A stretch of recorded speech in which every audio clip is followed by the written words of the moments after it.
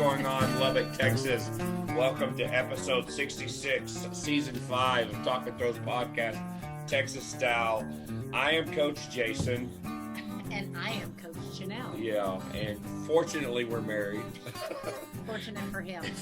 For me, of course. And we are throws coaches with a track club, the Thorn Factory. You can go to thornfactory.com and check out our bios. We first want to tell everybody that Coach Kai West at the Thorn Factory is doing javelin lessons right now. So if you're a multi-athlete or looking to maybe expand your throwing elements, Coach Kai is the man to call for that. So you can get his information on thethornfactory.com. And then Coach Jarvis East at the Thorn Factory is bringing on more talent, looking to build his team for the summer track season. So if you have a question about that and you're living in Mesquite area or East Texas area and you're looking for a great discus coach, Coach Jarvis is the guy to contact, and you can find his information on thethornfactory.com. Also, too, we want to thank our sponsors for season 5, Texas Track and Field Coaches Association. You can go to ttfca.org to find the latest news in Texas track and field. Also, to just give everybody a couple of dates, the state track meet will be May 13th and 14th in Austin. The Meet of Champions, the annual TTFCA Meet of Champions, will be May 20th and 21st. And then also to remind everybody that in June 8th through the 11th is the D1 Outdoor Championships in Eugene. And the first time ever on U.S. soil will be the World Championships, July 15th through the 24th in Eugene, Oregon.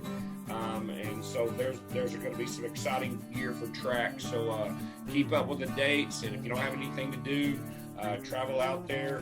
And to remind everybody, too, that also NSAF Outdoor Nationals is going to be June the 16th through the 19th in Eugene, Oregon. So it's going to probably be a month before the World Championships get started. So look, your tickets to Oregon. Yeah, so you can see all those on Texas Track and Field Coaches Association.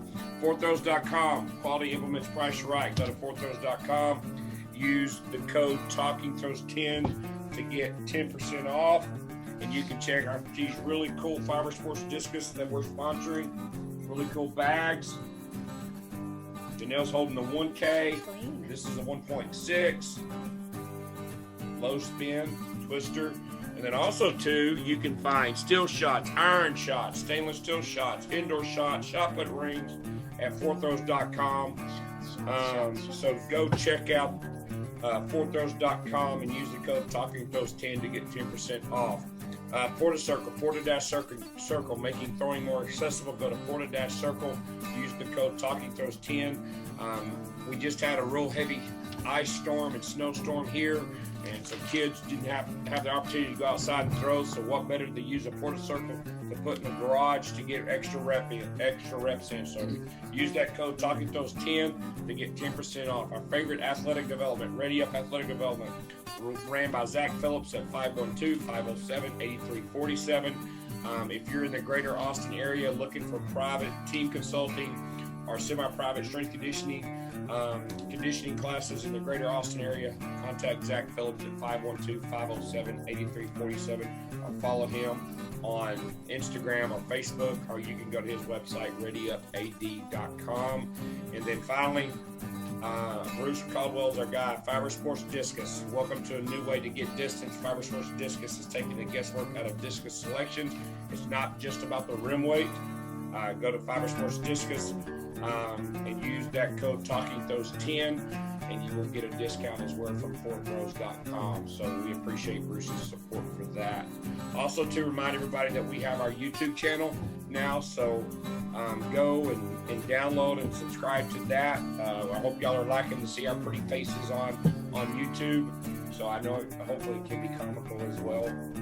So just give us a thumbs up and let us know that you like that. And then also, too, be sure to follow us on Twitter at the Thorn Factory.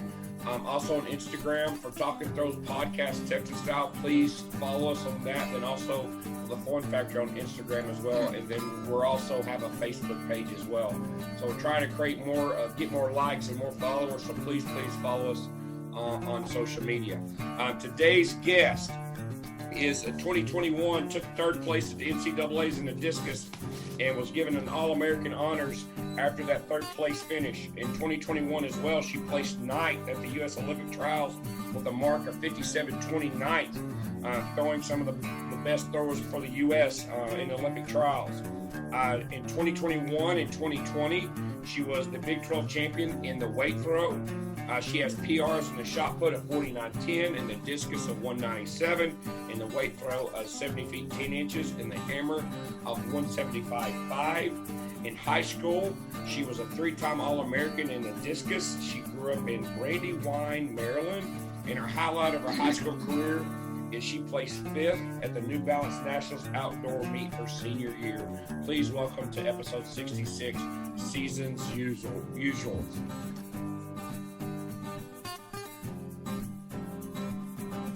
Hey! Hi, how are you? We are awesome. How are you? I'm good. Thanks for jumping on. Of course. Sorry if you look a little rugged. We just got through with practice, so we're just kind of running a little bit behind. So I didn't have a chance to put on makeup. So Who has time for makeup anyway, right? Exactly. Nobody has time. Well, I do. You know, I have to look good for the camera now. So That's scary. So she's batting lead off. I will. Okay. So before I jump into the start, I went to Texas Tech for a little bit. So I'm a big Red Raider fan. My whole family goes. I'm from up there near Lubbock's the big town from where I grew up. So I got to get my guns up. At least I was there. Absolutely. So, Absolutely. so all right. So tell us, where in Maryland, or where did you grow up and how did you start throwing? Okay, I grew up in Brandywine, Maryland. It's about like 30 minutes from Washington, D.C. So what happened was I started throwing when I was like 9. So what happened was, right, you know, everybody starts off running, right? And I was like, I don't like it. I don't I don't like the workout. So I kind of like escaped to the throws area to get away from the running workouts. And what happened was I started like at 9, 10, right? Summer track. And as time went on, I started getting like really good. And I was like throwing shot like everybody else. Everybody was throwing some shot put. And by the time I got to high school, I was like a really good freshman. Like went to states my freshman year. I probably thrown like, I don't know, what do freshmen throw? 40, 42? I don't know what they throw. But That's good. Yeah. So, you What know, about- like, Sorry, what about junior high or middle school? What's that like in Maryland? Did you throw in middle school? yeah, or did I threw in middle school. I did summer track, like, you know how every thrower does. You kind of still run and throw at the same time. In like summer track days, you know, kind of do it all. You run some, you jump some, you throw some. It's a little bit of everything. Now I'm looking at your profile, and sometimes athletic.net can be inaccurate, but I've heard through the grapevine that you were one hell of a race walker. I was. Oh, that's really. I thought he was skinny. See, you held out on that. So you got third place at the 1,500 meter walk race June 17th. Talk to us about that. Were you like in focus? What was going on? You're like, I can't believe they found that. Race walking, that was also my other escape from trying to run. Oh, okay. Nice. Okay. So I was like, okay, walk really fast. I got it. I can do it. So How far do you have to walk when you race walk? what, 3.5 Yeah. laps? Is it? Four? Yeah. Yeah. 3.5 laps. Oh, wow. Okay. 3.5 laps or miles? Just laps. It's Oh, okay. laps. I thought it was miles. It I was- was like, yeah. oh, wow. Oh, no. 1,500 meter. Now, so you grew up in Marlsboro Boys and Girls Track Club, right? Yeah, Upper Marlboro Boys and Girls Okay. Track Club. Mm-hmm. Was there a coach or somebody that kind of influenced you at an early age that kind of you were drawn to, that you wanted to work with, that kind of kept you coming back, that showed some potential in you? Well, so way Upper Marlboro track program works, you get in there and they kind of just put you in everything to see what you kind of gravitate to. Like, Okay. if you're gonna be a good jumper, good runner, good thrower, they kind of just put you in everything and see what you kind of like. Coach Tracy, like that was the head coach of it all. She Okay. just put you in everything, see what you kind of gravitate to the most. So I gravitated to throws the most. Okay. So the coach there was Coach Starks, and he kind of, you know, fundamentals, the stand and throw, all the fundamental stuff. So I started with him first. Okay. That's where it all started at. Okay. I didn't get really good until like high school with my high school coach, Coach Corey. Coach Corey. Okay.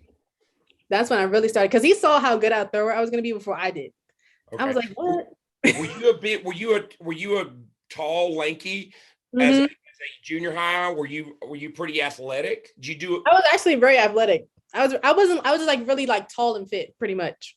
Okay. Just tall, can do pretty much everything.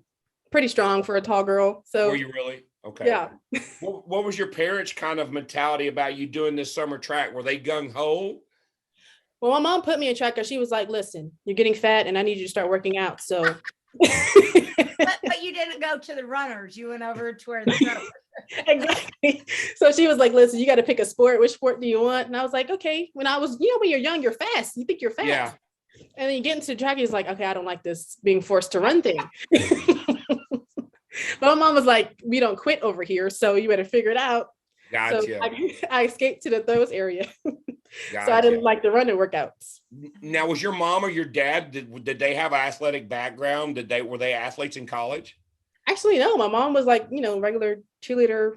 My dad didn't do sports. My brothers did like soccer and football, but I was the only one who went to college for track, going to like for any sport. Oh, really? Wow. So, did you play or do any other sports in middle school or high school other than track, or did you just focus on throwing? Well, everybody wanted me to do basketball, but it's like Yeah. every person I saw do basketball basically tore up their knees. So I was like, my coach was like, pick one. You're going to do basketball or you're going to do track. Because if you do basketball, you're likely to tear up your knee before you do the throws. Okay. So I was like, okay, I'm going to stick to throws because I most likely have potential to go to college for it. That's the only reason I didn't do basketball. Because every thrower I know tore their knee up. Oh, yeah, for sure. Oh, yeah. And we're going to backtrack a little bit because Janelle was supposed to ask this question in our pre-call, and she didn't do it. So I was got excited about tech. all right. So you have the coolest name Oh, yeah. in track and field and throwing. I want to know, how did your family, is this a family name? How did it come up with seasons? Is your last name really usual? What's your middle name? Well, my last name is Usual. That's my dad's last name. Okay. The first name, what happened was my mom didn't know what she wanted to like call me, but I knew she wanted an S. She wanted to be Sierra, Summer, something with an S. Okay. My godfather was like, her name's Seasons, like really adamant, confident about it. Her name is Seasons. And she was like, oh yeah, I like that. I like it. Seasons. Yeah, that's it. So she went with it. My middle name is just Michaela, really basic. Michaela, to the point. And my mom's name, Amicia, to the point. All right. So what was your grandfather's name so we can give him some credit? My godfather's name was my godfather. His name was Donald. That's all I knew. I don't know his full name. I just know his name was Donald. He passed away like when I was younger. Okay. Oh, okay. Oh, wow. So just on something that just popped in his head, and that's where you got the name. Jesus must have told him, be like, listen, that's her name. Awesome. Okay. Cool. I love it. Yeah. Cool. All right. Well, That's so we very got that great. out of the way. The coolest name in track and field. A lot of people love it. A lot of people love the name. Oh yeah. Well, because it's unique. it's Unique. unusual. And when you look in the ratings and you see, who is that? Is that a typo? Yeah. So, People for love sure. it. All right. We digress. All right. Getting back to your freshman year, you're Mm-hmm. working with Coach Corey. Is Yeah. there something technically that he's kind of building in your throw? Were you a shuffle thrower, or were you able to do a half turn or a full rotation as a freshman? I think my freshman year, I was actually gliding. Were you okay Already for shot gliding. put? Okay. Mhm. I did discus because I didn't like doing the discus. Oh, really? I did not. I despised doing the discus for the longest. Why is that? I know I didn't like it. I wasn't getting it. Like I could throw it, but I didn't like it. I like doing shot more, throw the thing far. Oh, throw the really? head far. Okay. Yeah. I like Gotcha. shot so much better. And I was doing a whole glide. Were you really? Yeah. Wow. Now, was it something where you would like come home and study? Did you watch, video of Michelle Carter back in the day, or, Actually, some of I the people? No, I nothing just, like that. I just did what they told me to do. Oh, wow. Very coachable. That's good. Wow. So your freshman year, do you remember your PR, your season best? I don't. 34-11. Oh, okay. Okay, that's not bad. That's with a good not bad record, at all. Oh, And not then bad. you going into your sophomore year, you improved. You went up to 36-11. Were you Okay. doing any weight training and stuff from your freshman year to your sophomore year and some of that? No. That's when I started lifting, freshman year. So like Really? that Okay. whole progression, my coaches had me doing all types of stuff. I was doing sledgehammer, flipping tires. I was in all this stuff. Wow. I was Really? lifting. He got me to squat like 315. I don't know what year he got me to squat for 315, but he got me to squat 315 one time. Oh, wow. Wow. But he was definitely getting me strong for sure. Like Wow. that was his whole goal for me. He was like, I'm gonna get you strong. Good. like, Now, were you thinking about throwing in college at this time? I was not at all. I Not just at wanted all. to do something for fun. And You just wanted to do it for fun, Yeah. really? Yeah, I was already doing it for like years since I was 9. I was like, okay. But the thing is, my coach knew I was coming to that school and he was waiting for me to come. Oh, Like, really? he was already expecting me to come there. He was like, I'm already ready for you. We're getting this thing done. Because I guess he saw how good I was before I even knew how good I was. Yeah. Gotcha. You gotta love coaches like that. Yeah. See that potential in you and then find a way to get it out. Absolutely. Yeah. You know, going into your junior year, you throw almost 42 feet at the indoor state championships. Mhm. Do you remember that day? I do. So what happened was my freshman year, I was supposed to make it to states, but I sprained my ankle. Then by the time I got there, what did I place? Place? Yeah, you placed first. Oh, I did. Oh, that's nice. She's thrown a lot since then. I remember back your freshman year or sophomore Literally. year. I was excited. I mean, I had a girl like in front of me who was there throwing before me. My goal was Yeah. to beat her and beat all her stuff, pretty much. So I think I beat her that year. Did you I really? beat all her records and everything, setting up from Okay. that year. And after that, that's when I started moving up more. Yeah. Yeah. Yeah. Because going into your senior, you know, that 11th grade year, you make it to New Mountains Nationals. You throw the 51-8, you get 5th place. Yeah. You go to outdoor nationals in the shot put. You know, look where you came from in basically 2 years period of time. Exactly. And my coach is really out. He's like, you're gonna make it to New Mountains. All the things that's happening, my coach literally spoke on to me.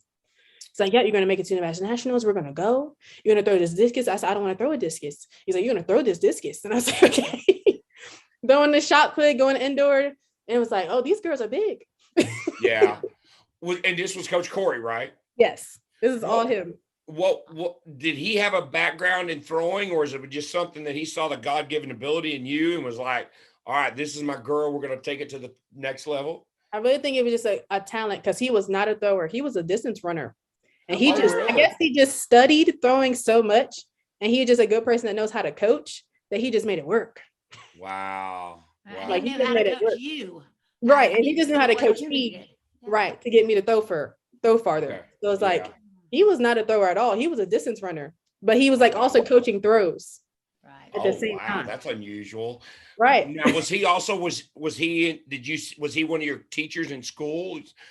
No, he would do like he was like a summer track coach for another school, for another program. Oh, or whatever. really? But he would coach at my school. So he'll work his regular job and then he'll come coach us pretty much. Oh, wow. Different than living in Yeah, Texas. way different. And that's the reason I asked Yeah. that. They like work like regular. Some work in the schools, but he would like work a government job and then he'll after come practice at 4:00 and he's there at practice coaching everybody. Oh, wow. That's cool. Mhm. Now, did y'all work together, girls and boys, or was it just him working with the girls? It was girls and boys. We have a boy. We think we had a boy, but it was mostly like deep girl wise, throwing wise. Okay. It was way more girls than boys when it came to throwing. Wow. Okay. Mhm. Okay. So I'm sure after that junior year and you go to nationals and you throw the 151, you're starting to get looked at by colleges, right? Yeah, that's when I started falling in love with the discus after that moment. Oh, really? I was gonna say, you've got to start liking the discus if you're doing Exactly. At that. that rate, I'm liking the discus. Like, okay, this might be the event. He's like, yeah, that's gonna be your best event. Watch. And it's like, it's starting to be my best event. So at that rate, letters start flowing in. Yeah. School, and he starts handing me letters. And I'm like, okay, I don't know what this means, but I'm going with it. Oh, wow. I'm going with it. Wow. So did you start taking your official visits your junior year during that fall? What was kind of the mindset or your family's approach to your recruiting? I don't think I started going on visits did I go my junior year? Until almost, I did my junior year. Okay, yeah. So after that one, so after New Balance Nationals, that's when literally at New Balance Nationals, so many coaches were going up to my parents because my coach wasn't there. Okay. Oh, I'm like, wow. You did overtaking it on the your own. distance. Okay. So he had to like work or something. My coach actually ended up leaving my junior year because he got a job somewhere else. Coach Corey left you. He left my junior year. Oh, wow. So like, Well, you had to be heartbroken. oh, absolutely. I was like, okay, what you want me to do now? Yeah, you were here for me, and now you're gone. Right. So he left my junior year, and I'm like going to like different schools. Like he kind of coached me from afar. Yeah. In a way, he definitely like he stayed my junior year, but kind of left towards the end. Gotcha. Like, around New Balance Nationals, and then I like practiced with another coach my senior year from another school. Oh, So he's really? kind of coaching me from afar in a way. Gotcha. Gotcha. He made the point he went to my last year of nationals, but he wasn't there my junior year of nationals that I went. So it was just mostly me. He kind of coached me on the phone a little bit. Like he's watching me like on the phone, like telling me what to do, you know, hit that hip hard, you know, turn the hip hard, you know, all that good stuff. So, so you kind of looked him like as your like a father figure. Absolutely. So, and you know, as much as you being your coach as well. Absolutely. Like, you know, you're the one that got me to like love throwing. I'm throwing because you let me, like, you got me excited to throw. And like, you're the one he knew how to coach me to throw far. Gotcha. Not many people know how to coach to throw far. You know what I'm saying? Great point. So like he coached me to the point where he knew how I worked, how I operate, how to get in my head to make me throw far. So he had like his little method to get me to throw far.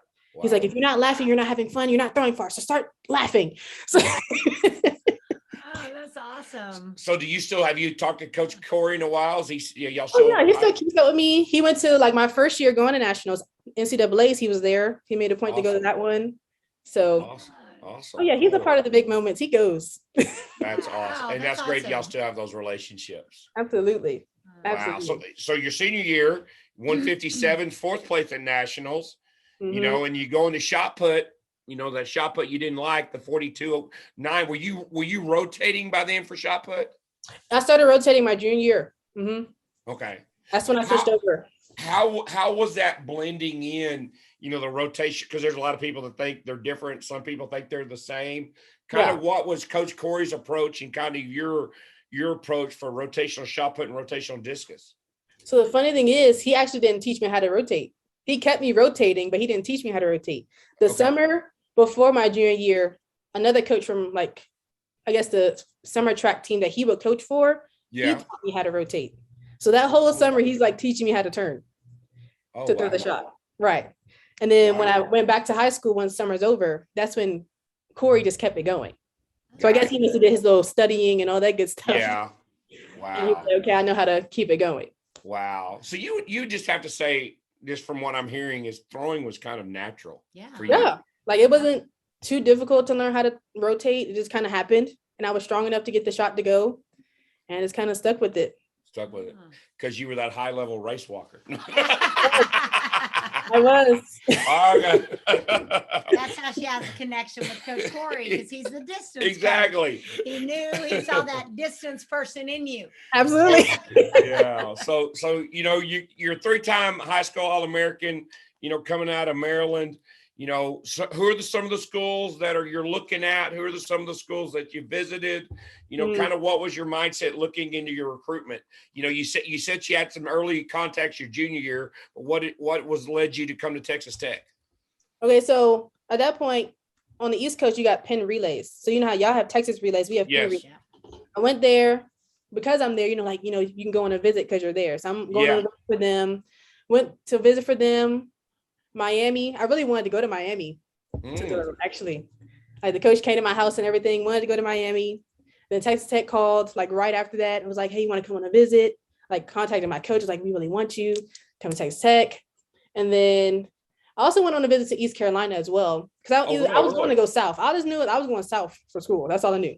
Okay. So I was trying to get out the cold, but I ended up finding the coldest part of Texas. But yes, you did. It didn't work out. And where the wind blows the most. Exactly. So came on a visit here. I didn't go on my visit to Miami because they had like a hurricane. So maybe Jesus was like, listen, you're not going there. You're not going. Went on a visit to Tech. I loved it. Loved Coach Falcons. I was like, okay, this might be the coach. Because every other coach was like, you know, you might have potential to go down in your throws your freshman year. Every coach said that to me, but him. Yep. He's like, well, I hope you don't do that. I hope you get better. That's what he's like, I hope you don't go down in your throws. Yeah. I hope you get better in your throws. Every other coach is like, you might go down your freshman year. Like your distances might go down. Trying to make the transition from high school to college. Like the distance might not be there the way you want it your freshman year. While Kitley and Coach Falcons are like, well, we hope you don't go down. We hope you get better. Oh, that's nice. So that one like hit my head. I was like, okay, see, I like that. So my goal was try to get to Olympics. I have to ask. So did Kitley reach out to you first, or was it Falcons was like your first phone call when you heard from Tech? Kitley's the guy. He's the contactor. Okay. All right. Because I know Falcons got on and y'all talked about Lonesome Dove and plowing fields and stuff. It was not Coach Falcons. It was definitely Coach Kitley. Coach Falcons wasn't the one who actually recruited me first. It was actually Coach Rob, the sprints coach, who saw me at New Balance Nationals. So at New Balance Nationals, I guess he saw all the coaches, like KU was trying to come to my parents. All these coaches are talking to my parents. And then Coach Rob saw all of that. So he went to my parents. He was like, listen, this girl. And Coach Rob has the eye for talent as well. So, he saw it. And so he like told Kitley, like, you need to try to get this girl. So Kitley was the one who went all the, calling and trying to get me out there to come on a visit. It was all Kitley, for sure. Falcons is, if you get to Falcons, he'll just like, find that unusual? And that's because you just said you had, the Miami throws coach did a home visit, and East Carolina, the throws coach, but this was the head coach at Tech. Right. I didn't find it unusual. I don't think I probably. The Texas Track and Field Coaches Association. Coaches education through our annual winter clinic, the state's #1 track and field clinic. Texas Track and Field promotion, our postseason meet of champions, lobbying efforts with the state's governing bodies, the Texas Track and Field Hall of Fame. If it involves Texas Track and Field, we're at the forefront. Join our mission in continuing to make Texas Track and Field the nation's best. I didn't know much about what was going on either, so I kind of was going with the flow, Gotcha. coach. Gotcha. So were you familiar with where Lubbock, Texas was? And I was like a Lubbock. I didn't know what it was called. I've never been to where you're at in Maryland, but I'm assuming it's way prettier, that there are trees and it looks There's a lot of trees compared to the wind blowing dirt of Lubbock, Texas. A lot of trees.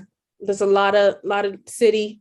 Yes. A lot going on here. I came on a visit and it was nice. I was like, okay, cool. Flew in. I was like, a lot of crop circles. I've never seen this many crop circles in my life.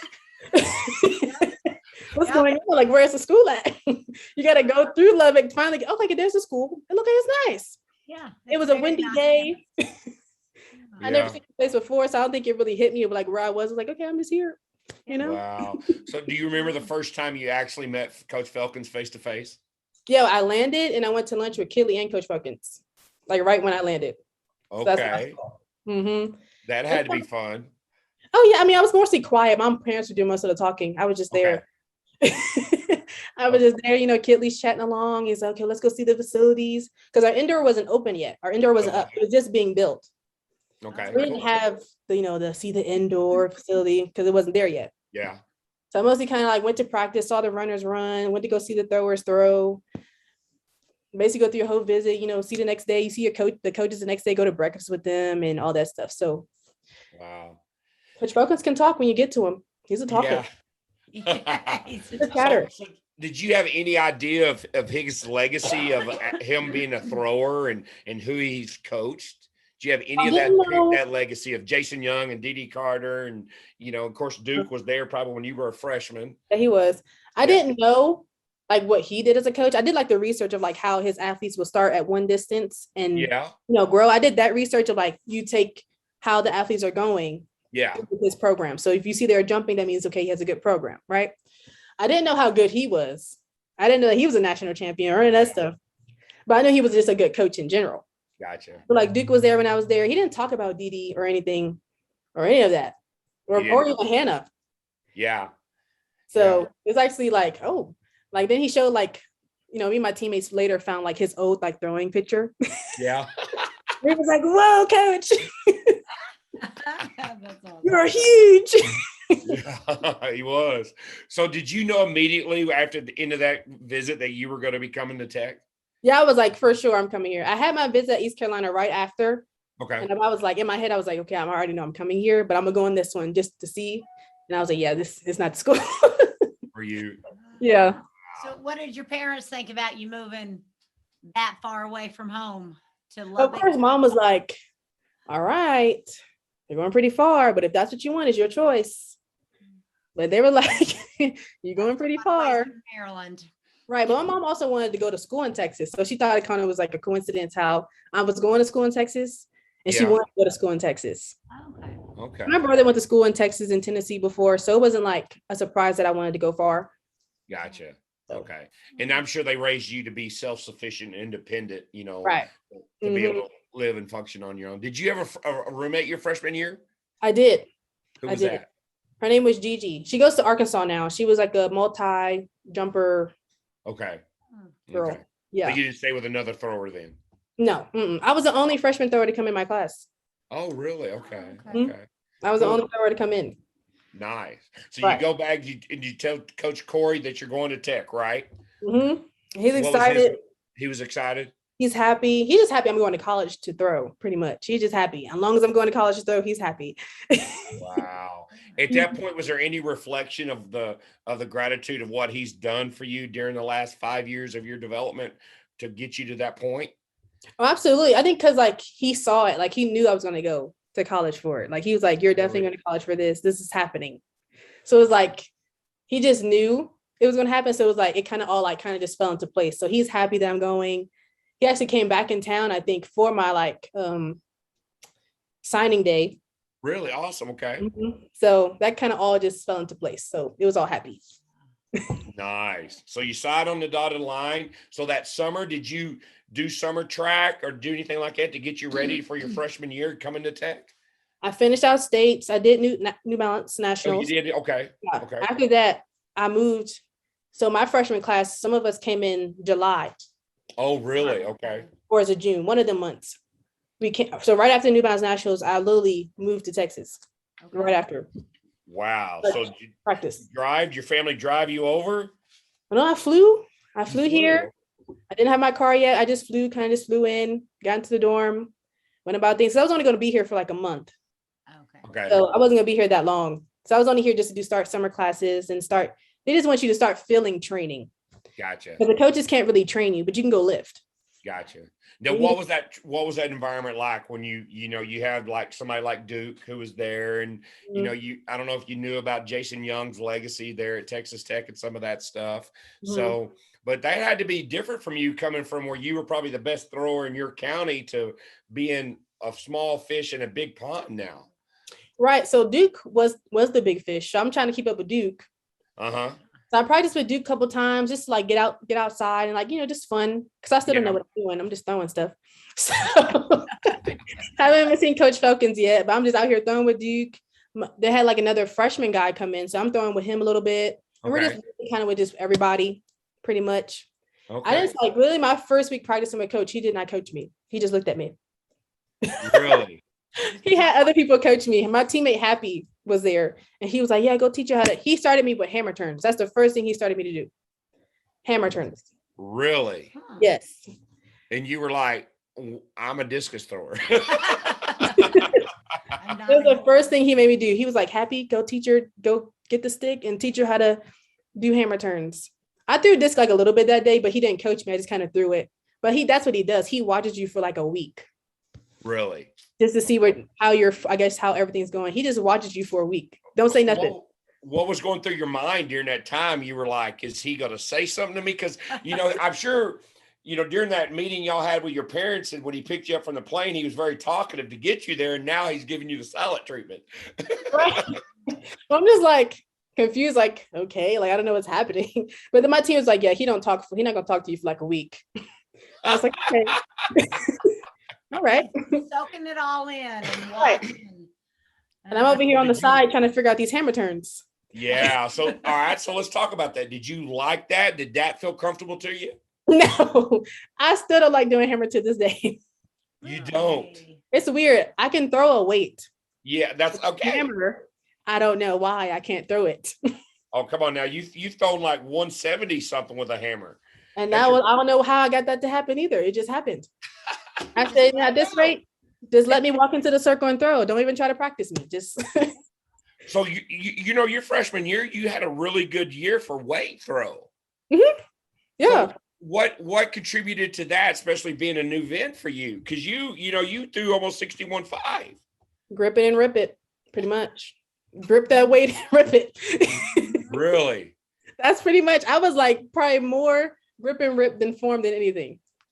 Wow. Big grip and rip over here. 2 turn. Grind and throw. Did you have a Yep. 1 turn or 2 turn in the 2 turned weight? it. 2 turned it. I had like a little bit. I was okay. I was decent with my turns. Okay. Went to Yeah. conference, PR by 4 feet at conference. Got, I don't know, placed 8th, 7th, something like that. Yeah. So it was mostly like just strength, like just getting strong pretty much.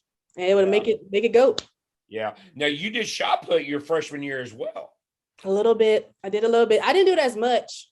I did it mostly my sophomore year because our shot putter Crystal got hurt. Oh, really? Okay. Coach was like, yeah, shot's probably gonna be like your least best event. You know, it's probably gonna be hammer and disc, and then shots probably not gonna be the one. So he didn't really practice, make me throw it as much anymore. Okay. It's only my sophomore year I actually started throwing it because, and I didn't practice it either, but because our shot putter got hurt and Kitley wanted, try to win conference, he was like, put her in the shot put. Oh, wow. That's the only reason why I threw it. And I haven't thrown it since. So after 2 years, how would you compare your coaching with Coach Corey to what you were getting with Coach Felkins, someone who was, has a strong background in thrower coming from a coach who was a distance runner? Oh, it's totally different. The knowledge is different. The total knowledge of how to throw is crazy. It's like, Coach Corey, he gave me like the fundamentals. Okay, just do this and you'll get it to go somewhere. Yeah. While Felkins was like, this is the form. This is we gotta do it. He always called, I gotta get the high school out of you every single time. He called me high school for like a whole year. Really? He called me high school for like a year. He's like, you're throwing like a high school. You're throwing like a tornado. Slow down. Oh, wow. So basically then that you were just way fast out of the back getting left? Oh yeah. I'm just like, you turn out, you just turn and the middle and try to get that hip through and throw the thing. It's like, you slow down. I mean, freshman year I had a big PR. I went from 150 to 179 my freshman year. Oh, wow. So like I had a big jump. Yeah, well, they were right. They wanted you to get better. Literally. Oh, So wow. it was like, it wasn't, the knowledge was different. He's trying to like, high school, everybody, you kind of you turn everything. Yeah. While in college, like you don't turn. It's an illusion. You're not turning. You're setting up positions to throw. Yeah. So you want to feel slow out the back. Well, I was super fast. So he's like, you got to set everything up. So he's teaching me how to switch. He calls it a switch, coming off the left. Yeah. Right. So it's like, you teach you how to stop your left side. Well, I wanted to turn my left side. Yeah. Well, he's like, no, you have to stop your left side and your right goes around it. So he says like, your axes and like, say like you're going around a door, stuff like that. Wow. So he had like broke things down. I was doing so many drills. The frustration of freshman year. I was about to say, and the terminology that Coach Corey probably didn't have, not having a thrower, though he studied it, but having to understand what words Coach Felkins meant. Right. When he said do this and calling it something different. Yeah, that would be very frustration of freshman year was crazy. Wow. But you just trusted the process, right? Was there any doubt of like, I'm going back to Maryland? I didn't have that moment. I think I was just so determined my freshman year to prove that I could do it I didn't even get homesick. I was just like really like so focused on throwing that like I didn't even have time to even think about anything except for throwing. Yeah. Now, what was it like competing in the Big 12? Because you got girls from Oklahoma, Texas, Baylor. You got some of the best throwers in the U.S. that you're now a freshman competing against. That had to be a step it up or, get off the pot, so to speak. Oh, absolutely. My freshman year, the Big 12 was deep of throwers. You had Sade throwing in the 200s. You had the Kansas girl, freshman, who winning. Yeah. You had the OU girl, forgot her name, who was a shot putter, but also did kind of everything else. Yeah. My first meet was at Abilene against Daisy. That was my first meet. I beat her, but that's because she fouled out. I still hold that one to this day. I was like, I beat her technically, but she fouled out. But still. That's right. You still beat her. It doesn't matter. You still beat her. Exactly. I still hold that one. No offense Daisy, if you listen. Right, I love her. We love each other. We love each other. But yeah, like I compete. That was like my first one. It was like, and that's the big meet I PR'd at 179.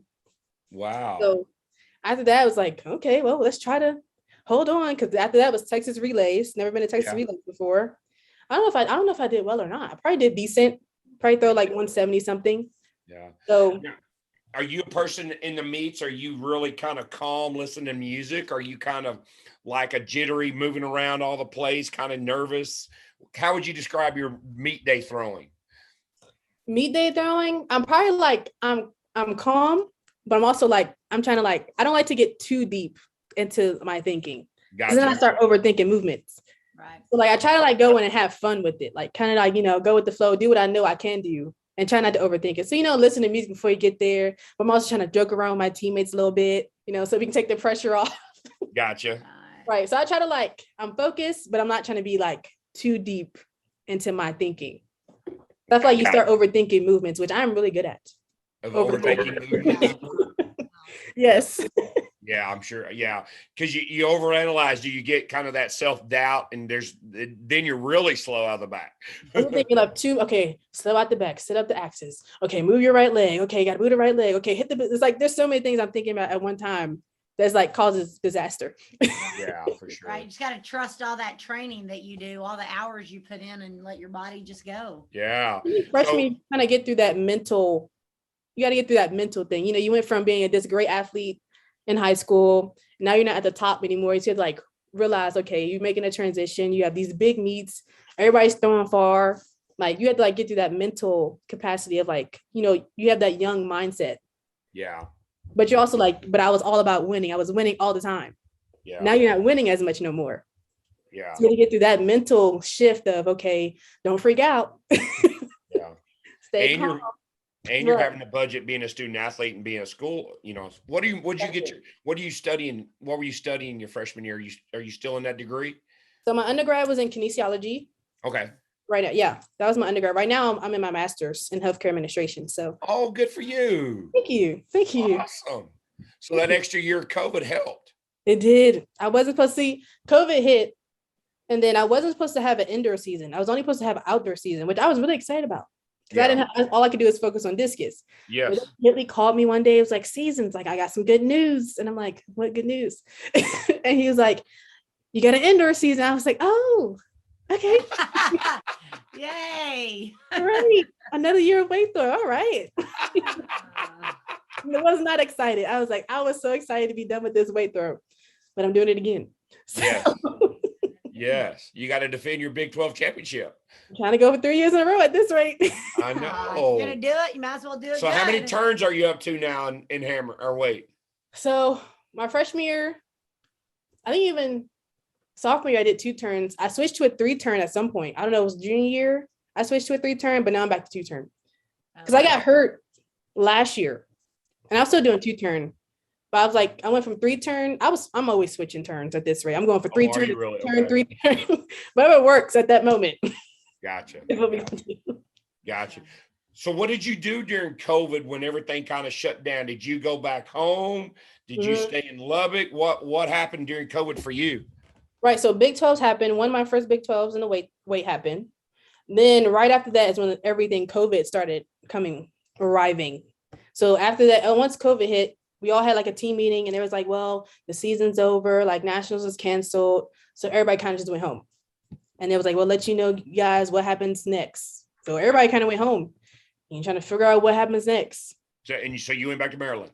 Mm-hmm. Went back to Maryland. Oh, wow. What did you throw? What did you do? Did you lift? I tried to do as much lifting as I could, but gyms were closed. So I kind of do outside workouts a little bit. They sent us bands at home to try to do workouts with. I would find all I need is a sidewalk and some open grass and I can throw a disc. Yeah. That's what we do over here. Yeah, of course. So I was doing that mostly more than anything and sending coach videos of me doing drills, what you think, what you think I'm doing. And then I think July or June, I came back to Lubbock just to practice a little bit. Oh, you did? Okay. Mm-hmm. Right. So I came back in June to practice a little bit. I mean, stuff was still closed, but I think they opened up our weight room a little bit for us to go into. I think they did, really? Okay. Mm-hmm. And then I went back in July. So then everybody came back in August. So that's when we started getting post-COVID time. Yeah. I'm back and lifting the mask and about to pass out. So let's get into your best year, and your peak year was, last year in 2021. You had a tremendous year. I did. And I was also hurt that year too. Okay, that's what I thought. So my question and what I was thinking was, were you able to heal up during COVID and then get re-injured? Is that kind of how it happened? What was after COVID? So I was kind of okay. So it wasn't a recurring injury. I mean, I always had back issues, but I kind of was good in my sophomore year. Okay. So junior year came. Well, I guess my senior year, but their junior year last year. I was practicing, but I was having bad back pain. So like I squatted one day and I kind of got out of position and kind of hit like a little hitch Yeah. in my squat. And that's after that, from that moment, my back hurt all the time. Oh, wow. Like I'm practicing for like months and my back is just hurting. Right. So after that, one day I did because I couldn't do box jump. If I did a box jump, it felt like somebody shot me in the back. Oh, wow. So I couldn't do a box jump. So like my coach was like, okay, let's jump on the high jump mat, just like a regular jump, land on your butt. That was fine. We switched over to the pole vault mat to maybe jump higher. I did not make it on the mat. One foot made it, the other foot didn't. So I kind of like crashed. And like after that moment, like back hurt, kind of like everything kind of hurt. Kind of like felt like I went numb is what it felt like. Oh, wow. So after that, mom was like, you're coming home. You're coming to get an MRI. Because mom's also a doctor. So Oh, okay. he was like, you're coming home. So I went home, told Frank, who was our athletic trainer, like, my mom wants me to go home to get an MRI. Sent me home. They found I had like 2 herniated discs. And my chiropractor was like, if you did anything else, like you almost had to have surgery for your back. So basically I would have been done. Yeah. So my coach was like, okay, yeah, go home, go get help, go get the treatment that you need. And then, I took like a whole month off. I didn't work out for like a month. I didn't do anything. Like that was before winter break. So I didn't do anything for a month. Just went, saw my chiropractor. He did like try to, quickly put my body back into where it needs to be. Then came back in January and I still wasn't really doing much. I was doing like little things, like turns with a bag, pretty much. Yeah. I didn't compete those first 2 indoor meets. And then the third one, I kind of like was my opener. I only threw threw 66, what I threw last year. Yeah. Crazy. But 366, which is pretty okay for a little PR, I think it was. In back pain. In back pain, started wearing a belt. That's where the belt came into play. Yeah. I'm wearing a belt to throw the weight. So, but like at that point, I done like healed. I'm pretty okay at that point. Like I'm not perfect, but I'm getting better. Gotcha. Right. So after that, I'm wearing the belt, constantly, throwing, keep throwing. Conference came. My last throw, that's when I threw that 70 and made it to indoor nationals. Wow, really? I waited to the absolute last minute to get that 70 to come out. It was like I won the meet already after that point, but it was like last throw, last moment to ever qualify for indoor nationals, through the 70, and then there it came. Wow. So, after that, I started. When you let it go? I knew it was like something to it. My friend was like, my friend used to say, like, you smell that? Like, you smell like the 70's about to come, like you smell it. And I was like, yep, it's about to happen. That's awesome. And then I threw it because I also something funny. It was like, so the OU coach, so originally it was me versus OU for who was going to win. Yeah. The OU coach was like, you're not going to win in like a couple of weeks against her name was Lauren. Lauren Jones. Like, yeah. And I was like, okay. I just laughed at it, right? Beaver said this to you? Yes, I laughed at it. I was like, okay. And then literally after I threw that throw, I walked out the circle. I looked at him, I like pointed at him like, I wish I could have been there for that one. His wife bust out laughing. She laughed so hard. And he turned red and everything. He was like, you got it. I was like, yeah, don't try me. That is awesome. That's awesome. So so was that catapulted you into your great discus year, right? I think so. I think it kind of transitioned over. I didn't have like a really good opener to my season. Yeah. I went to Abilene, didn't have a good opener. Texas relays. I think Texas relays went pretty okay. Okay. Pretty good. Because last year, that's when the year Val also competed with us as well. Yeah.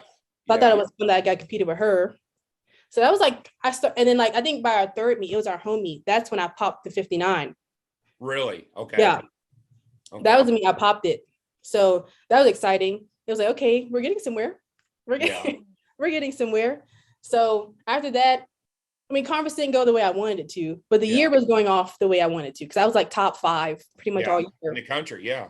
Yeah, top 5 all year. So once conference came, the weather was terrible. It was like pouring down rain. It was pretty bad. So didn't do really well there. But then regionals came. And fun thing about regionals, that whole week up until how regionals work, you got 3 throws only. You got these 3 throws to make it, right? Yeah.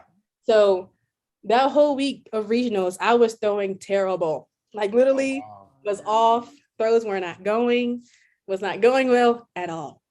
And then my teammates didn't make it. So I was like, oh my goodness. Oh no. So you were the only one. I was like the last person to throw, and I was the last one to make it. So like that one, first throw, 59. I was like, okay, we're good. Good. Oh, You can wow. relax. Wow. My coach was like, "Thank you for not giving me a heart attack."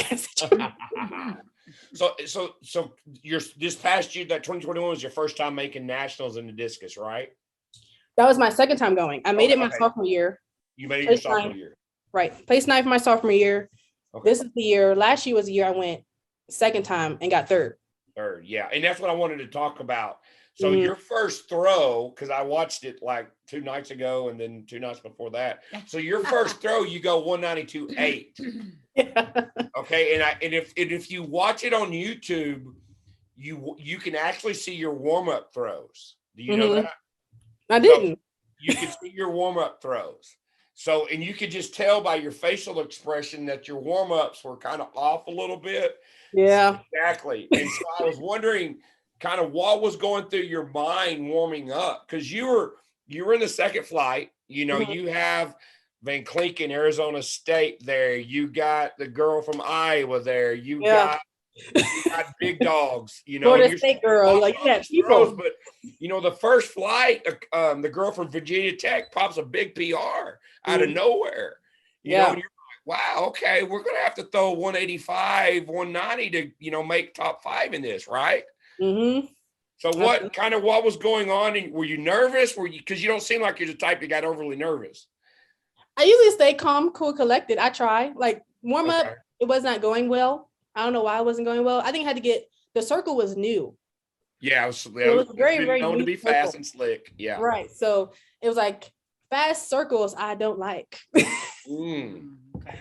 I don't like them because I still had to fix the point in my throw of I still had that little turn in it. It's Yeah. not, so I still had that turn. So when it's slick, I tend to turn more. Gotcha. You So my over-rotate. warm-ups weren't going well, but coach was like, you know, do what you know to do. And what happened was, I think Iowa went before me. She fouled her first throw. Mhm. Arizona went before me. She fouled her first throw. Florida State went before me, fouled her first throw. And I was like, okay, we're going to set it off. Yes, you did. I was like, set it off. So my mind was like, go in there and set it off. 59. I was like, okay. Yeah. You are good. And that led to, I think, to the second round, I believe. Mm-hmm. Second round, it was in first. And then that's when Iowa started popping her 200. Yeah, she went over 200. But she doesn't like slick circles either because she was wearing like a regular shoe on one of her feet. I think it was like maybe her left foot, she wore like a regular shoe. Because it's a very fast circle. Yeah. Like Now, the more I'm people step in kind it. of curious, what's your perspective when you're in a meet like that with all those different type of high levels girl? Because everybody's coming in with the expectation. You know, the Iowa girls was a former Olympian. You know, you got Van Clinken, who is, you know, one of the best youth throwers in the world coming into the States. You got Love, who's thrown in the Olympics before. You know, those are high powered girls. Well, I think because my sophomore year, I think I got that little first year nationals jitters like out. Got you. So I competed against them already. And Gotcha. like I seen it already. I was like, well, I got that part out, like the nervousness and the, oh my gosh, nationals, I'm here. Yeah. I got that out the way. So the second year, it was kind of like I already been here before. Gotcha. Now it's just a regular competition. Gotcha. At that point, it's not the nervousness anymore because I competed against Iowa before. Yeah. Only person who was the Arizona girl. And it was like, okay, but just not something crazy. And I competed against Val like 5 weeks ago. Yeah. Yeah. So it's like, if I can, you know, be calm, cool, collected with Val, then I'm okay here. Right. Yeah. Right. Yeah. So it wasn't as bad as because you get the freshman, the first time national things out. Yeah. Right. Yeah. Is there any smack talking among y'all, or is everything kind of quiet? It's not smack talking doesn't go on. No, Okay. it's either quiet or everybody's like kind of cheering each other on. Oh, really? It's one of those. Let's go. Yeah, it's either everybody's quiet or like, because all of us kind of know each other. Yeah. Like we've all seen each other before, so we know each other. Not like the Florida State girl I didn't know, but I've seen her throw before. But like a lot of people from the Big 12 was there. So you had the Kansas girl I knew, like a lot of people I knew. So it's kind of like, okay, let's go, guys. Yeah. Gotcha. I was quiet because I'm trying to figure this thing out. But it's not Now, smart. correct me if I'm wrong, but watching that YouTube, the video and stuff in your warm-ups, you didn't do stand throws, did I you? usually don't. Okay, and so you did two. I think you did two. You went straight and did 2 fulls or 2 half turns into your throw. Why? I usually don't do standing throws when I compete. I usually just kind of go in there. I I don't try to go for it on my warm-up throws. I just kind of feel the turn. Okay. I kind of get ready to do what I want to do in the throw. I don't really do the standing throw and then all that stuff. I kind of just go in there, easy turn throw, Yeah. and then I increase it a little bit more, and then increase it to throw how I want to throw for to meet the last one. So I don't know. It's just something I do. I don't really the fronts. I don't know. I don't really like them. Is that something that Falcons kind of introduced to you? Or is it something you did on your own? I think he kind of introduced it because at first I was into the fronts, do the fronts and get into it. But he was like, just kind of go in there, working your turn, set it up. So I think he wasn't a big fronter either when he went to meets. He kind of just went into the circle and kind of just set it up. Yeah. Throw. Which He is a never great really, coach's point. yeah, he never really went into front a throw. Like Duke would front, but like I kind of just went into feel the motion. Yeah. Feel how you want to feel. Yeah. Great point. Great point. Yeah. So that 192, lasted all the way through your best throw. Mm-hmm. Yeah. You're like, he watched everything. I did. You even had K tape on your left knee. I did. I was taped up. My knees were. were hurting. It was like, man, I had KT tape everywhere. My knee was hurting that year. It was hurting bad. So I'm like, okay, we're gonna throw some tape on it. That's my solution to everything. That's my solution. Throw some tape on it. Yeah. So did you think that first throw was going to get you all the way to the bronze? I didn't think it was gonna get top 3. I did not. I was hoping. I was like, okay, Florida, please don't pop one. Just please, please no. Florida State, don't you do it. Don't you do it. That's what it was like. Other than that, I didn't think it was gonna hold. I was trying to pop a bigger one. That's what I was trying to go for. But it ended up holding. Yeah. So I was like, all right, we'll take it.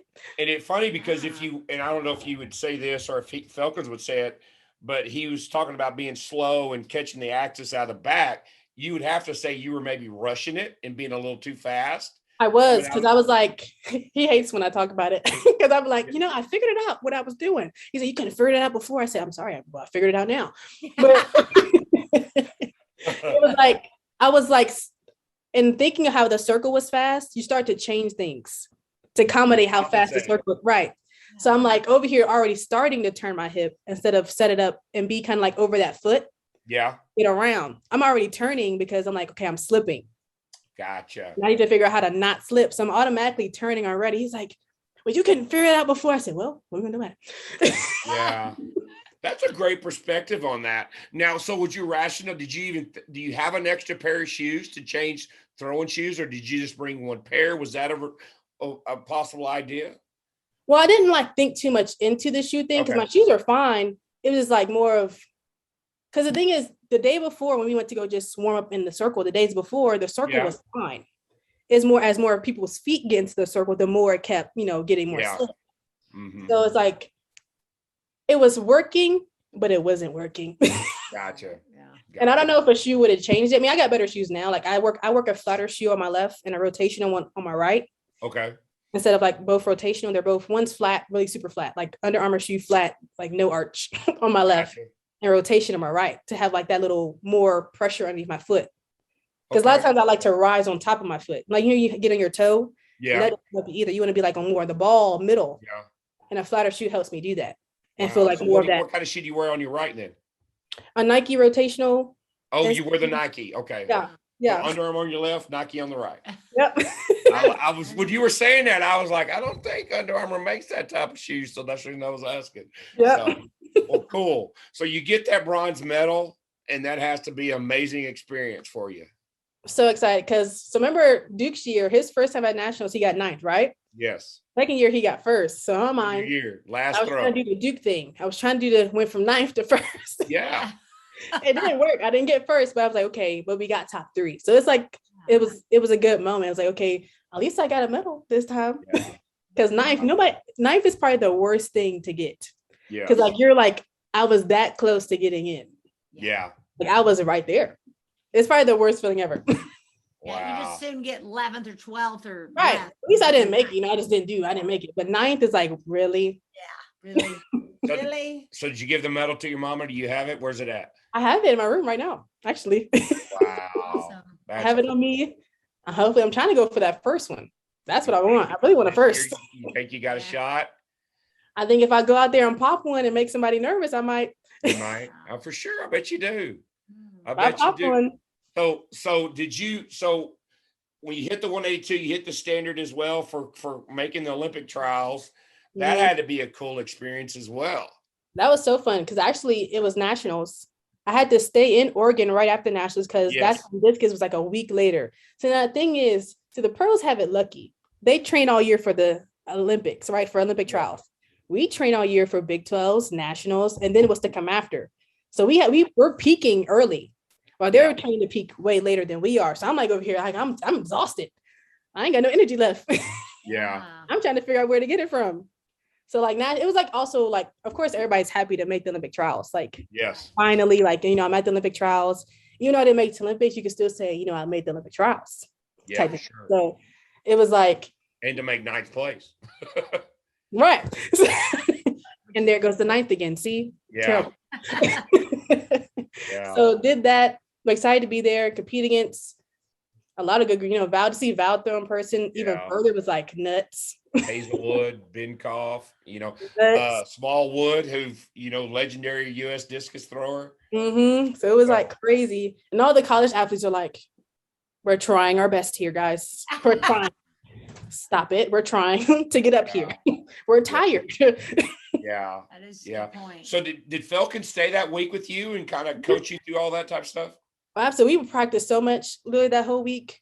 Really? Literally practice almost every day, almost twice a day for that whole week. We were like, all we need is a park. NCAAs. Yeah. All we need is a park. And like our hotel is like a park with a sidewalk and a big open field. That's all we need. So we're literally out there almost every day, like the roaming. Or he's like, okay, come meet me in the garage. We're going to do some drills. We're just doing drills in the garage. We're just doing everything. Cause he wants to, I can pop one. I was throwing like 200. It never happened in the meet. Yeah. So I was throwing like 200s in practice. And he was like, okay, if we do that, you probably, can probably get in somewhere. But it didn't happen, because I was tired. But it was like, are you just there with your family and with Coach Falcons, or were there other people that stayed in between that time? Well, my track team went back. I was the only person who stayed that week. My mom stayed with me though, so it was like me, my mom, and Coach Falcons. But the whole team went back. I was the only one. Me and Coach had to stay because everybody else kind of came after me. Yeah. I was like the first event to go. Yeah. So you got through the qualifying stage. Mm-hmm. You make finals. Barely. Barely. Literally. Yeah. And so what was, now did you think like I'm one of the best U.S. female discus throwers, in the country? Yeah. I mean, I was like, well, this is kind of like good because, I think conference wise, I got beat by Texas, and I was like upset that I got beat by Texas. I love her, but I was like, ooh, I'm so upset right now. Yeah. So it was like, I was the only Big 12 athlete to like make it that far. So I was like, in my mind, I was like, okay, I'm one of like the best ones in the Big 12. Yeah. In my mind, I'm like, okay, I'm one of the best ones in the Big 12, right? So that was in my mind, like, okay, I'm one of like the best athletes in college wise and even almost in the world. So I was like, okay, that's a big deal. Yeah. It's like kind of dreams coming true in a way. Yeah. So wow, that had to be amazing. So you throw the 57.25, which was, not your best. I was trying to get out there. That was like, listen, that's all I can give you. Yeah. Because literally, the more people got into the circle, it got even more slick for the Olympic trials. Did it really? It got more slick because even like Val felt it, and Val didn't like it. Val don't like slick circles either. Yeah. Val had to she made a good adjustment, which shows why she's a pro for a reason, because she made an adjustment that worked. What was that? I think she figured something out. I don't know what she figured out, but she made an adjustment in her form to I don't know if she slowed down. I don't know what she did, but she made it work. Okay. But the college athletes, it was different because you could say like Iowa girl had the shoe on her foot to try to make it better. And she was off that meet. Like she was off. Yeah. And I'm just trying to make something work. Because the thing is, I felt better that day, form wise. Did you really? But the distances weren't coming for it. So yeah. Did you find yourself, did you watch I never knew who Hazelwood, after that, but after watching the trials and watching her, I was very impressed with her. That little bitty thing creating that much power for that discus to go that far. You're like, holy shit. Literally, it was crazy. But are you finding yourself, kind of watching and taking notes, to kind of, you learn and through trial and tribulations. Are you learning during this environment? Well, I think I'm always learning because like it was the first time I've ever been in that type of environment. So it's kind of like a nationals first time thing. It's like a whole something. You never been through this process before. Never been around this many good throwers at the same time, like ever before. So it was a whole different thing. So like when I get into it again, I'm probably gonna be totally different, probably more cool mindset, probably because I experienced it before. Yeah. Nationals is gonna be in Oregon again. World trials gonna be in again. So everything is just gonna be in the same place. So I think it's gonna be a whole different process. I think for everybody really, because now we've been here. You know what I'm saying? Yeah. So is that the goal for this year? Is that the goal to win NCAAs, try to go further? Yep. NCAAs, try to go to Worlds pretty much. That's the goal this year. Don't be burnt out. That's my goal. Don't burn out. Yeah. And that's gonna be smart on y'all's part is, be careful during your indoor seasons and get you ready for certain meets for outdoors and stuff. I mean, it's good that our indoor season is so short. Like we're one of the schools, we don't have a long indoor season at all. Like we have a very short indoor season, like 4 meets, 5, including Big 12, then nationals. So what's it like? Literally, we have a meet coming up this week, and then another meet, Big 12's nationals, then outdoor. And I feel like it's difficult for discus throwers because we're the only event that doesn't have an indoor like weight. Shot puts, indoor, outdoor, running, indoor, outdoor, jumping, indoor, outdoor. While discus, you're like, okay, I have to stop literally throwing disc to throw this weight. Yeah. And you can't practice it like you used to because you have to stop to throw this weight. Yeah. So have you figured out that the weight throw helps your discus? I think in a way with that left, because in the weight throw, you still have to stop your left. Yeah. You turn on your left. So coach is like, it's going to help you. Okay. It's going to help you. You got to think about it. So that's probably why he likes me to do hammer so much. But if you know how to stop your left and push that right, that's going to translate into your disc because you got to stop your left and push your right. So I've had a lot of conversations about great discus throwers would use weight training with really heavy weight and go beyond the standards to really help them, in their discus turns and stuff. So but I think why weight throw is easier for us to get. Yeah. Because hammer is much lighter. Yeah. While weight throw is so much heavier. So it's like, okay, I know how to get something out of the ground to make this go. Great point. So it's like the strength aspect of being a discus thrower added to the weight. Like I think it kind of goes together because that's the same pressure you want to feel when it comes to the disc. Yeah. That grinding underneath the right foot, the grinding underneath the left foot. That's all that stuff, the stopping and going around yourself for the weight. It's the same thing in the disc. Just a different implement. Great point. How has your relationship with Falcons grown from that freshman year where he didn't talk to you for a week to where you're living with him in Eugene, Oregon? Did y'all go to what is that pizza place right across from campus, the Oregon Track Club? Yep. Or did y'all go hang out and have pizza together? Yeah. Me and Coach are like best friends. Like we're really like super close. I swear I'm like his adopted daughter because like that's how close we are. Like we talk all the time. Literally, our practices will stop because we're just talking about something. Really? Yeah, like we're so awesome. close. We're so close. That's awesome. Absolutely. So you're wearing Wranglers and boots now? I still don't. But I do want to. Have you been two-stepping at? I don't know. They used to have a cowpokes. I don't think it's called cowpokes anymore. I don't. Coach really wants me to go to like a ranch and like go shoot a deer. That's what he really wants me to do. Oh, there you go. That's what he really like. If I say, Coach, I'm going to a ranch this weekend, he'll probably be like, we're stopping everything and we're letting you go because that's what he really wants. That is awesome. So is there plans after this year? You're getting your master's in health administration, or are you thinking about trying to do the pro thing? What's your goal? Well, I think it all kind of sees like how I'm throwing. If I'm throwing really far, then it's like, go to a Diamond League meet, see what that's like. If things are going well, probably go for another round of Olympics, see if I make it another year. So kind of like see how things fall into place and how my body feels. Because I've dealt with injuries like my whole college career. So sprained ankle, my sophomore year before Big 12, sprained my ankle, couldn't do anything for another month. So I've dealt with many injuries. So I think it all depends on like one, how I'm throwing and how my body feels and how everything's kind of flowing together. If everything's kind of going good, then post-collegiate seems like the way to go. Yeah. Gotcha. And one thing I noticed with y'all too, y'all seem like your squad, girls and boys, seem like y'all are closer than maybe I've seen some other squads. Can you explain why that is? Well, I think the throw squad started getting really. When I've been here, the throw squad's kind of always been super close. Like, Yeah, okay, so is that something year after year that's kind of been that way? yeah, I think it's just an environment that's been created. I mean, when I came in, I was super close with all the girls and the guys. We were like way smaller group when I came in. Now we're a big group. We're big, but first we were smaller.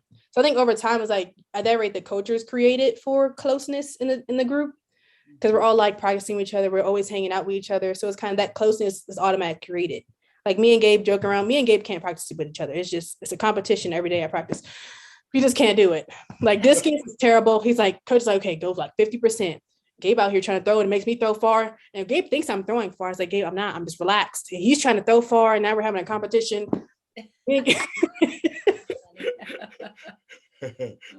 So me and Gabe practicing with each other is just, we practice with each other right now, but it's like always a little competition when we practice.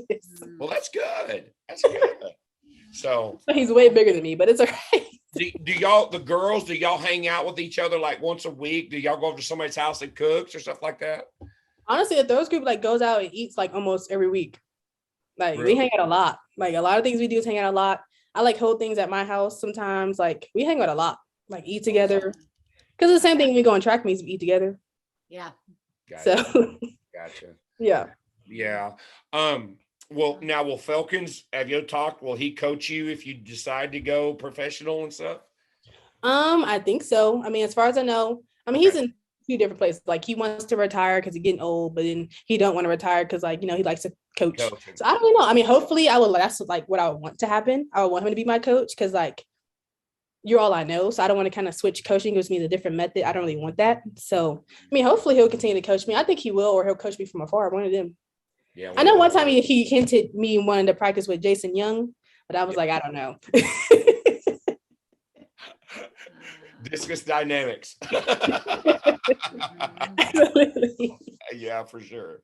For sure. So, well, man, thank you so much for being on. Of What a course. great story you have. And I go ask. Well, we forgot to ask one of the best questions we ask. What is some great advice you have for a young girl that's a thrower? I think just like one, enjoy throwing. Like I think sometimes as young, like you don't want to overthink the throw because at that point you start, it's so into your head that at some point you can start losing the love for the sport. So always like make it fun. You don't ever want to lose the fun for the sport. The fun was makes like of course winning is fun. So like being a part of like the fun part aspect is important. I feel like, you know, taking your coach's advice and realizing the transition from, if you have a good coach from high school to college, then maybe the transition is a little easier. But I think you also have to take, you know, okay, when you get to college, be patient with yourself. Don't get, you know, oh, I have to throw this far right now. Like the distance is going to come as you get better anyways. You're not going to go down. You're automatically going to get better because the throws, as you get stronger in the coaching you have, the technique you're developing, every kind of, it like progresses. Because like if you're a good athlete, you're a good athlete at the end of the day. Yeah. It don't go away. So I think you just enjoy the moment, enjoy the time you can throw because throwing don't last for forever. That's college right. Goes by so fast. I'm in my 5th year and I was just a freshman not too long ago. So like enjoy the moments of it, I feel like. And it's kind of let everything fall into place. Yeah, great. I like that. That's good. Great. What kind of, your mother, you said earlier your mother's a doctor. What kind?